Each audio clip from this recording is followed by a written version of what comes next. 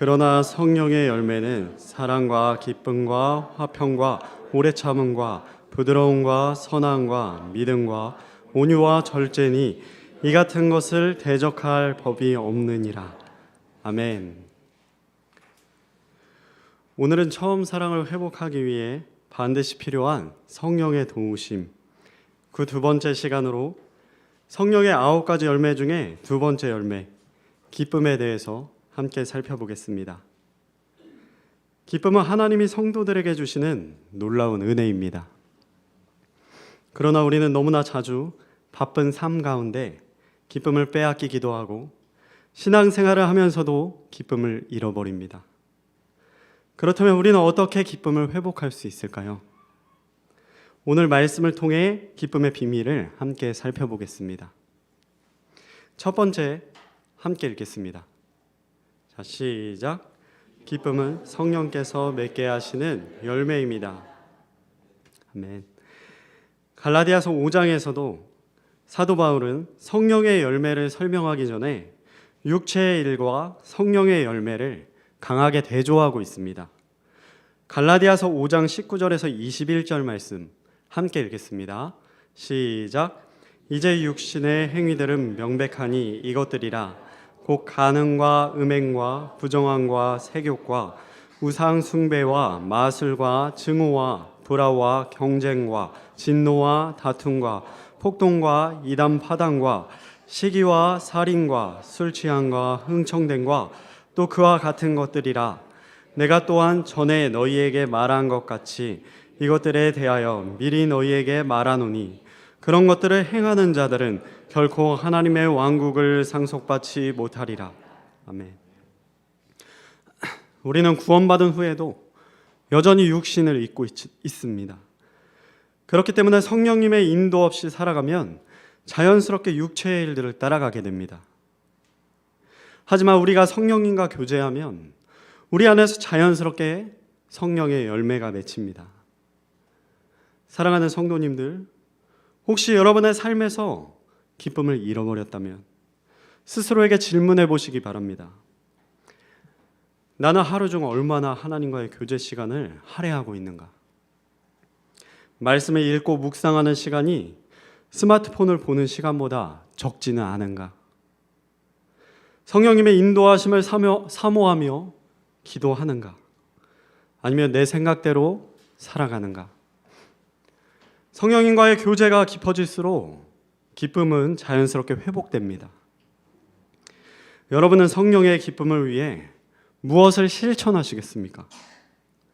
예화를 하나 나누겠습니다. 이영표 선수 이야기입니다. 그는 대한민국을 대표하는 축구 선수로 2002년 월드컵 무대에서도 맹활약을 했으며 유럽 리그에서 성공적인 커리어를 쌓았습니다. 그는 원래 독실한 크리스찬이지만 선수 생활이 바쁘고 환경이 변하면서 신앙을 지키는 것이 쉽지 않았습니다. 그러다 보니 어느 순간 축구에서 모든 것을 이루었음에도 불구하고 더 큰 만족과 기쁨을 갈망하게 되었습니다. 그러던 중 그는 성경을 읽고 기도하는 시간을 더욱 우선순위에 두기 시작했고 하나님과 더욱 친밀한 관계를 맺으며 삶의 중심을 하나님께 두었습니다. 그는 진정한 기쁨이 승리나 성공이 아니라 하나님과의 관계에서 온다는 것을 다시 한번 깨달았다고 고백했습니다. 우리도 이처럼 성령님과 동행할 때 참된 기쁨을 누릴 수 있습니다. 하나님과의 관계 속에서 기쁨을 찾을 때 우리는 어떤 상황에서도 흔들리지 않는 참된 기쁨을 경험할 수 있습니다. 요한복음 15장 11절 말씀 함께 읽겠습니다. 시작. 내가 너희에게 이 일들을 말한 것은 내 기쁨이 너희 안에 머물러 있어 너희 기쁨이 충만하게 하려 함이니라. 아멘. 예수님이 제자들에게 말씀하신 이 기쁨은 하나님과의 친밀한 관계 속에서 오는 기쁨입니다. 사도행전 16장에서 바울과 실라가 감옥에 갇힌 장면 기억하시나요? 그들은 매를 맞고 피투성이가 된 채 깊은 밤 감옥에 갇혔습니다. 쇠사슬이 채워진 차가운 감옥에서 그들의 몸은 지쳐 있었지만 그들의 영혼은 성령의 기쁨으로 충만했습니다. 바울과 실라는 낙심하지 않고 하나님을 찬양하며 기도하기 시작했습니다. 그들이 부른 찬양 소리가 어두운 감옥을 가득 채우자 놀라운 일이 일어났습니다. 큰 지진이 나며 감옥의 문들이 열리고 모든 사람의 매인 것이 풀렸습니다. 이것이 바로 성령께서 주시는 기쁨의 능력입니다. 이처럼 성령께서 역사하시면 우리는 어떤 환경에서도 기쁨을 누릴 수 있습니다. 우리는 기쁨을 얻기 위해서 세상 사람들과 똑같이 해서는 안 됩니다. 육신이 좋아하는 것들을 과도하게 추구해서는 안 됩니다. 우리가 추구하는 기쁨은 그렇게 해서 얻을 수 있는 것이 아니기 때문이에요. 우리가 추구하는 이 기쁨은 영을 만족시키는 기쁨입니다. 그렇기 때문에 당연히 하나님과의 관계 속에서 그 기쁨을 얻어야만 합니다. 성령 충만을 구해야 하는 것이죠. 그렇다면 우리는 어떻게 성령 충만할 수 있을까요? 자, 두 번째 함께 읽겠습니다. 시작. 성령과 동행하는 삶 속에서 기쁨이 자연스럽게 맺힙니다. 아멘. 성령님의 인도하심을 받으면 기쁨이 자동으로 맺힙니다. 우리가 기쁨을 억지로 만들어내는 것이 아닙니다. 갈라디아서 5장 25절 함께 읽겠습니다. 자, 시작. 만일 우리가 성령 안에서 살면 또한 성령 안에서 걸을지니. 아멘. 성령님과 동행하는 사람은 자연스럽게 기쁨을 경험합니다. 하지만 성령님과의 교제가 멀어지면 기쁨도 사라집니다. 그렇다면 성령님의 인도하심을 받고 성령님과 교제한다는 것은 무엇을 의미할까요? 자, 첫 번째로 하나님의 말씀을 가까이 하는 삶입니다. 시편 119편 111절 말씀 함께 읽겠습니다. 시작. 내가 주의 증언들을 영원히 유산으로 삼았사오니 그것들은 내 마음의 기쁨이니이다. 아멘.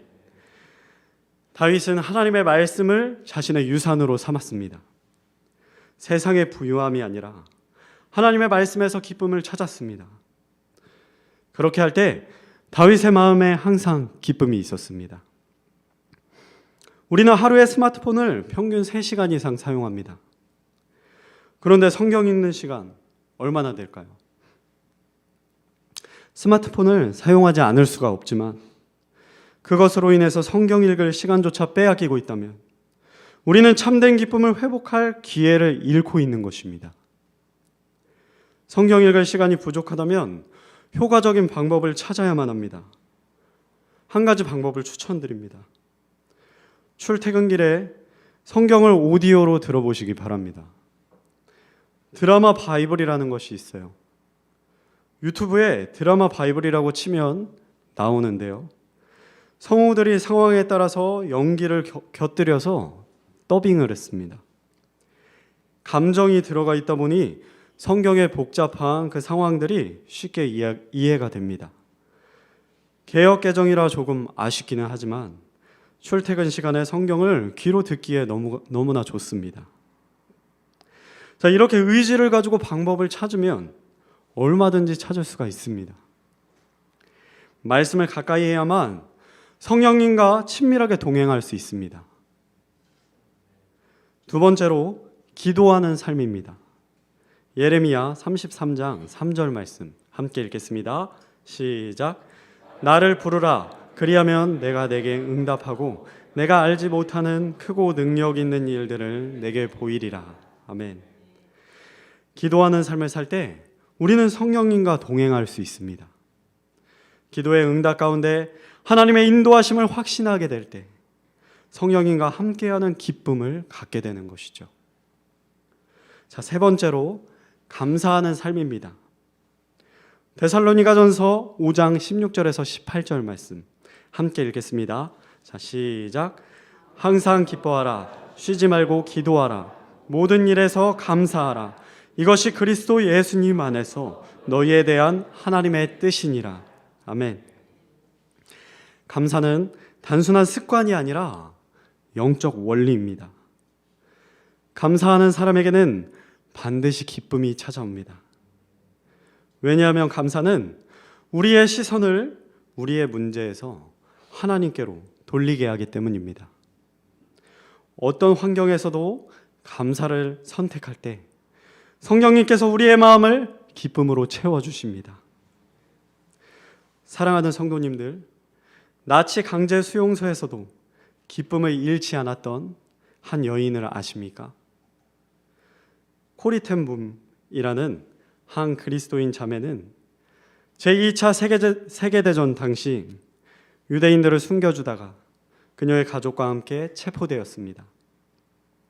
그녀는 언니 베시텐분과 함께 라벤스부리 강제 수용소에 갇혔습니다. 그곳의 환경은 너무나 열악했고 특히 그녀들이 갇힌 방에는 벼룩이 가득했습니다. 하지만 그들은 나중에 알게 됩니다. 벼룩이 너무 많아서 나치 간수들이 그의 방에 들어오지 않았고 덕분에 그들은 강제 수용소 안에서도 성경을 읽으면서 자유롭게 예배를 드릴 수가 있었습니다. 벼룩조차도 감사할 이유가 되었던 것입니다. 사랑하는 성도님들, 감사하면 기쁨이 찾아옵니다. 불평하면 기쁨이 사라집니다. 환경에 불평하지 말고 하나님과의 친밀한 관계 속에서 기쁨을 찾으시기 바랍니다. 감사하는 순간 기쁨이 회복됩니다. 자, 마지막으로 우리는 어떻게 성령 안에서 기쁨을 회복할 수 있을까요? 자, 세 번째 함께 읽겠습니다. 시작. 기쁨을 잃어버렸다면 성령님과의 관계를 회복해야 합니다. 아멘.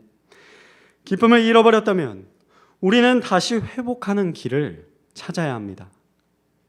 기쁨이 사라지는 것은 영적 신호입니다. 그냥 방치해서는 안 되고 적극적으로 성령님과의 관계를 회복해야 합니다. 혹시 기쁨을 잃어버렸다면 이렇게 기도해 보십시오. 주님, 제 마음을 성령님으로 충만하게 하시고 제 안에서 성령의 열매를 맺어 주옵소서. 기쁨이 없는 제 마음 채워주시고 하나님과의 친밀한 교제 속에서 참된 기쁨 누리게 해 주시옵소서.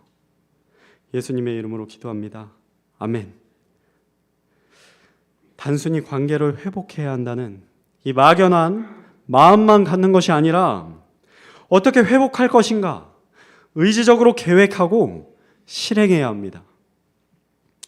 시편 51편 12절 말씀 함께 읽겠습니다.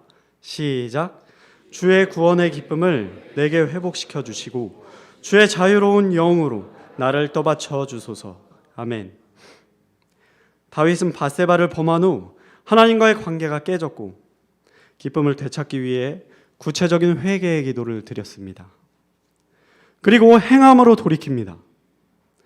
우리도 기쁨을 잃어버렸다면 자신을 돌아보아야만 합니다. 기쁨을 회복하기 위해 무언가를 실천해야만 합니다. 먼저 내 삶에서 성령님을 근심케 하는 요소가 무엇인지 정직하게 돌아보고 회개의 기도를 드려야만 합니다. 그리고 의무감이 아니라 하나님과의 교제, 하나님과의 만남을 기대하는 마음으로 말씀을 읽고 기도해야 합니다. 또한 믿음의 공동체 안에서 기쁨을 회복해야 합니다. 혼자 신앙생활을 하면 우리는 당연히 너무나 쉽게 넘어질 수밖에 없습니다. 기쁨을 더욱 쉽게 잃어버립니다. 성령님과 동행하는 삶을 이렇게 구체적으로 실행할 때 기쁨은 자연스럽게 회복됩니다. 우리의 의지적인 노력과 성령님의 역사하심이 함께 필요합니다. 말씀을 마무리하겠습니다.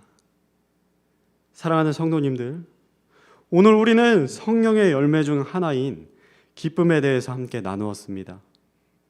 우리는 세상의 기쁨과 성령께서 주시는 기쁨이 다르다는 것을 알고 있습니다. 세상의 기쁨은 상황에 따라 변하지만 성령께서 주시는 기쁨은 환경을 초월하는 기쁨입니다. 바울과 실라가 감옥에서도 찬양할 수 있었던 이유, 코리텐붐이 강제 수용소에서도 감사할 수 있었던 이유, 이 모든 것은 성령께서 주시는 기쁨이 그들 안에 있었기 때문입니다. 하지만 우리는 때때로 삶의 무게에 짓눌려 기쁨을 잃어버릴 때가 있습니다. 그럴 때 오늘 말씀을 기억하십시오. 기쁨은 억지로 만들어내는 것이 아닙니다. 기쁨은 성령과 동행할 때 자연스럽게 맺히는 열매입니다. 성령과 동행할 때, 말씀을 가까이 할 때 기쁨이 회복됩니다. 기도할 때 기쁨이 충만해집니다. 감사할 때 기쁨이 넘치게 됩니다. 오늘 이 자리에서 결단합시다. 하나님, 제 마음에 성령의 기쁨 회복시켜 주옵소서. 주님과 동행하며 흔들리지 않는 참된 기쁨을 누리게 하옵소서. 이제 우리 함께 빌립보서 4장 4절 말씀을 선포하며 말씀을 마무리하겠습니다. 함께 읽겠습니다. 시작. 항상 주를 기뻐하라. 내가 다시 말하노니 기뻐하라. 아멘. 주님의 기쁨이 여러분 안에 충만하게 되기를 축복합니다. 기도하겠습니다.